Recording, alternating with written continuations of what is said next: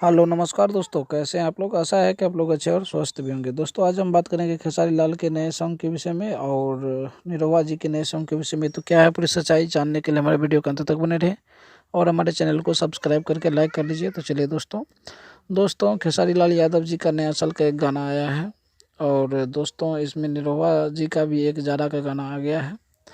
तो आप लोग ज़रूर सुनिएगा दोस्तों। गाना का नाम है, खेसारी लाल यादव के गाना का नाम है 1 जनवरी। और दिनेश लाल यादव निरहुआ जी का गाना है सतनी सटना और दोबारा। ये काफ़ी अच्छा है, ये भी आप एक बार ज़रूर सुनिएगा। और खेसारी लाल यादव जी का भी नया साल का गाना ये भी ठीक ही है। तो आज का ये छोटा सा वीडियो आपको कैसा लगा कमेंट में ज़रूर बताइएगा दोस्तों।